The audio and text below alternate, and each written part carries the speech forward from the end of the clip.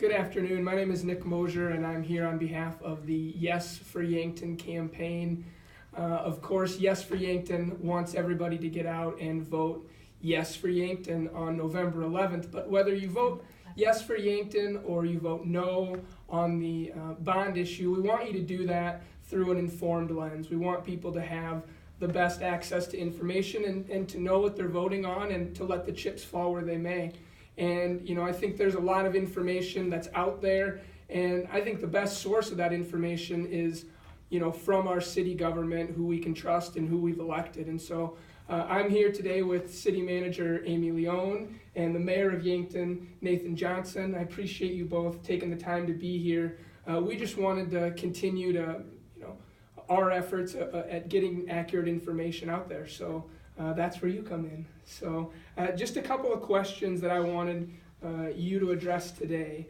And the first is, where should people go to get the most accurate information, whether it's about the aquatic facility itself or the bond issue and the vote? I think the best place to go is cityofyankton.org.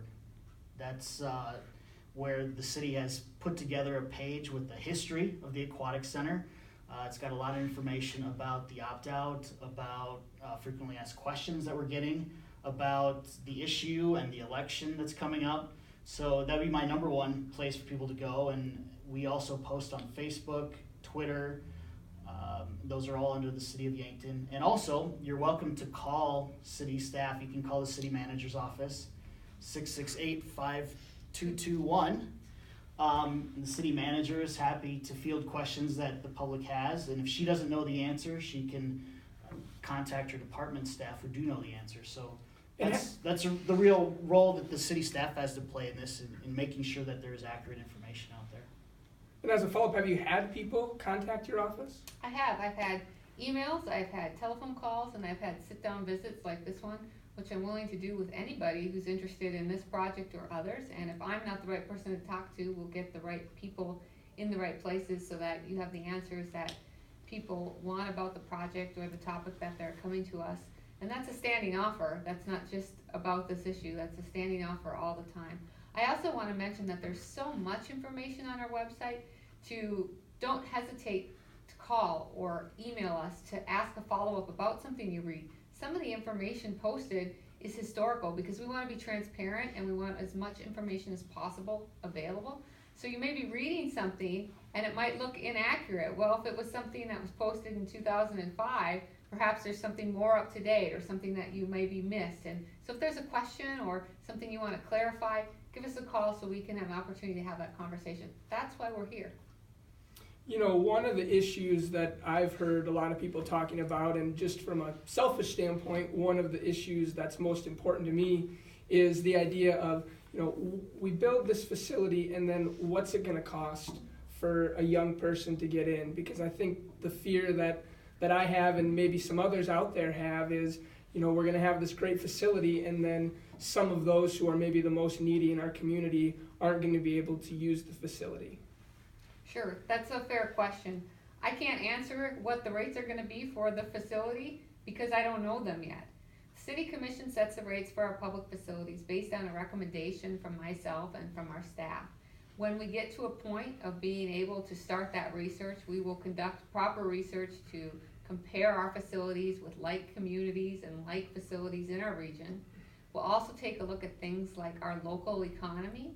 We'll take a look at what's affordable for families and for young people. We'll take a look at what's reasonable in terms of what the park or aquatics facility provides for folks. And then we'll make a recommendation. I can unequivocally say that my recommendation to the City Commission when it comes to that time of setting rates will not to be setting them at a point where they're not attainable for somebody. I mean, they have to be affordable. Nobody has in mind to build a facility that can't be utilized. So affordability is a key goal. Access is a key goal. They want as many people to use this facility as possible, so we'll want to set rates accordingly. Additionally, we should make sure that people understand we have a lot of partners even existing now who help folks or families that are really having financial difficulties and struggles. We're discreet about that, and about how we help those families, but we do have programs and services available. And we've already had some discussions about other opportunities and other doors that could be open to those who really need assistance or need the most help. So we are looking at rates, we're thinking about rates. Until the facility is designed and we know we have a facility, it would really be irresponsible to set a rate or recommend a rate, because the facility will take a number of seasons, construction seasons, to construct and open. So it's really important that we wait until the appropriate time so we don't forecast something that isn't accurate.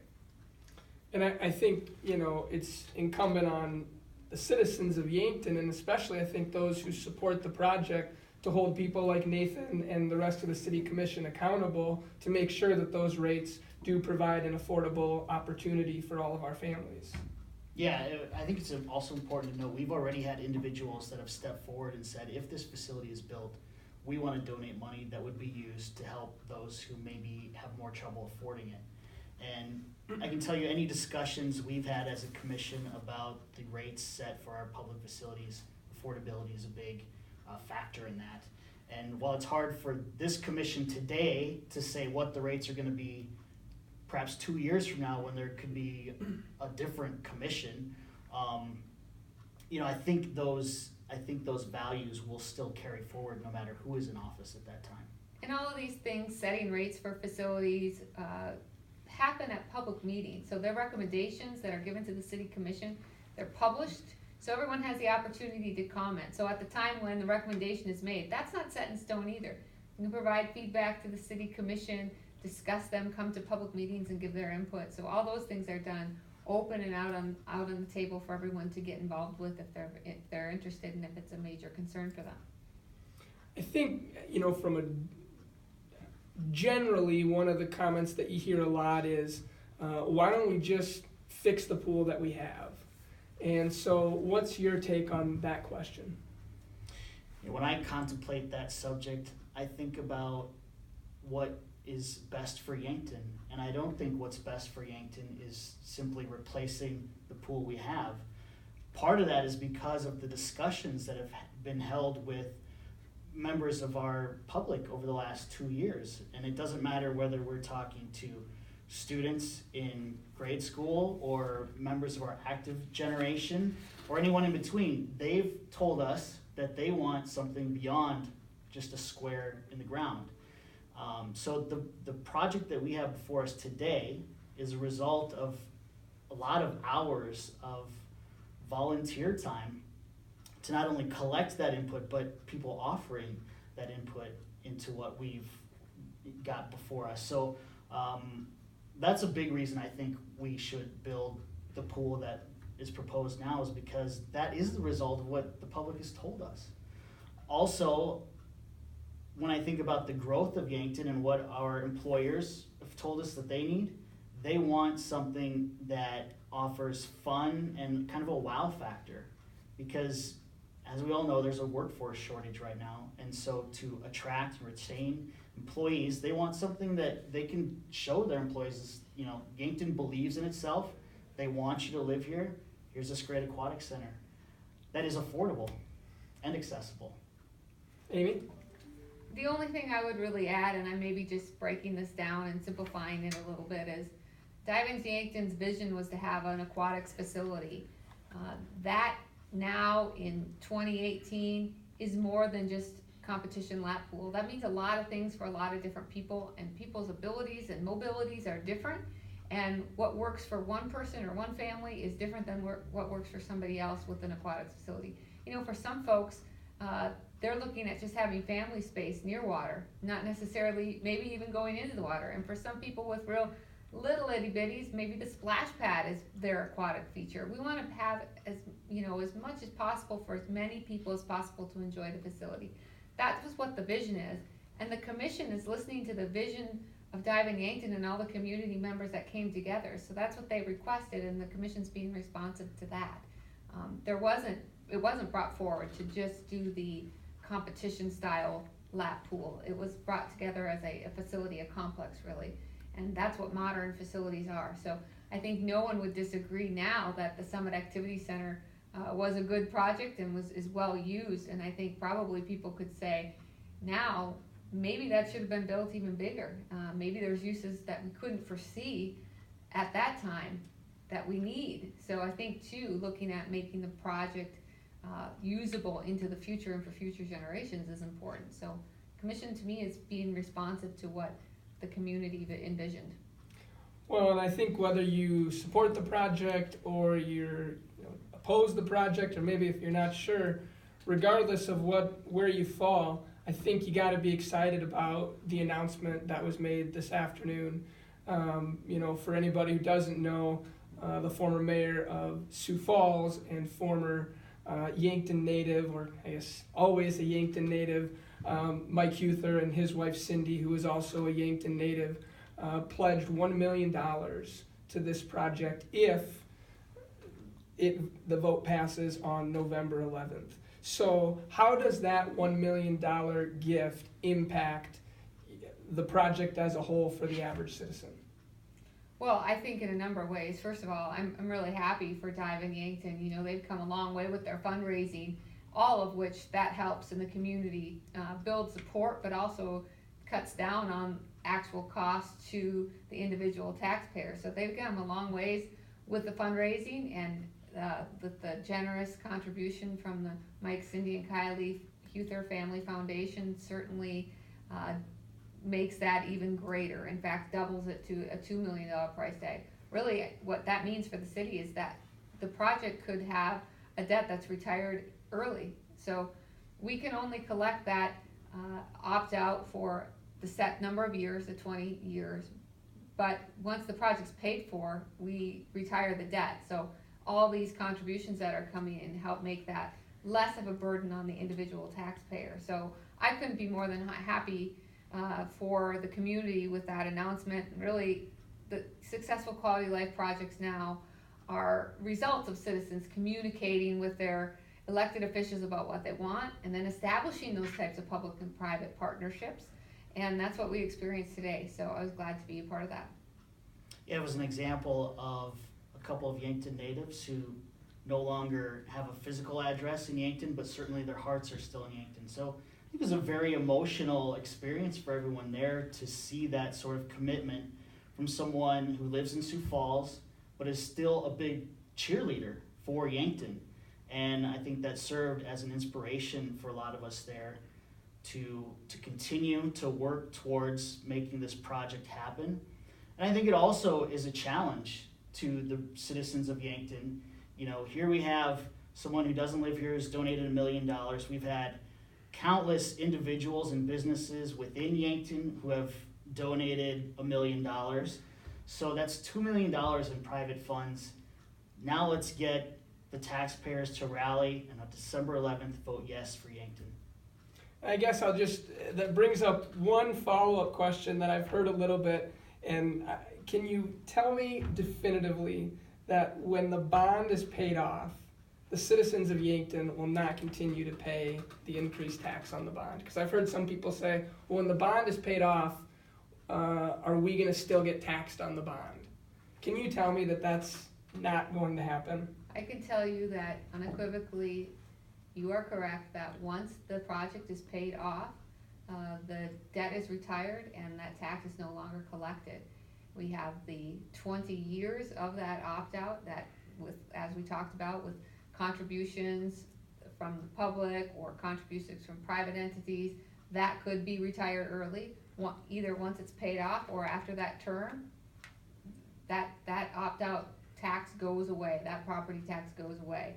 So people need to put that fear aside, and if they'd like to talk about that further, we certainly can. We have the same thing going on with North Fire Station 2. There was an opt-out to build North Fire Station 2, and once that's retired, once that debt's retired, that will no longer be assessed on your taxes. So people, can look at that sort of as think of it in a similar way. So it's not for in perpetuity. It's the opt-out is for the 20 years and the $12 million. There's also interest along with that. I want to be clear about that. But once that debt's retired, that's gone. And just for clarification, you wouldn't have the legal authority to continue charging that anyways, correct? No, correct. We can't do that. That's not, we can't. especially that I'm talking to an attorney, you know that as well You'd as be I in do. big, you'd be in big trouble. Yes, I'd be in big trouble. So, you know, once the project is complete, the project's complete and it'll be operated from the general fund, which that's public money too. I mean, that's your tax dollars, but it's not it wouldn't be additional property tax. It's tax that's collected into our general fund. Well, I think, you know, that answers at least some of the big questions that I've heard, you know, maybe the most confusion about. But again, you know, if there is any follow-up questions that individuals have, you know, one more time, you know, what is the best way for them to get in contact with you? City Hall phone number 668-5221 is the city manager's office. If I'm not available, we'll get you somebody who can respond to you. I'm happy to sit down with anyone for any reason, this topic or others, or get you to the appropriate staff person. We're happy to meet with Dive and Yankton again if people are giving questions to Dive and Yankton, or any other entity that has a view on the project to help better explain and communicate the project in any way we can.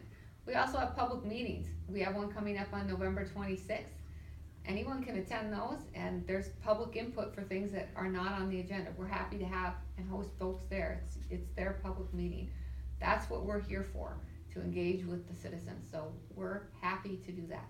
And early voting starts November 26th, which is the Monday after Thanksgiving. People can come right here to do that. Come to City Hall, first floor, finance office, 8 a.m. to 5 p.m. Early voting, absentee voting will begin then. So any day, Monday through Friday, will be available to do that. And for those who don't vote early, Election Day is December. Election Day is Tuesday, December 11th. And that's right here as well. Correct. You do have to be registered to vote. If you're not registered to vote, the deadline to do that is the 26th as well. So you have just a couple days here to get registered if you're not already And where can registered. people go to do that? You can fill out a form at City Hall or online. The best route, the easiest, I think most simple, is to go to the county auditor's office in the county building, because ultimately those registrations need to end up with the county auditor. So I'd encourage people, since we only have a few days left, if you're not registered, head over to the county offices. And that's at the intersection of 3rd and Broadway. We should also add, on Election Day, December 11th, you can also vote at Fire Station number 2. So at 23rd and Douglas, right? Mm-hmm. Ish. Very good. Amy, Nathan, thank you. Thank you. Thank you.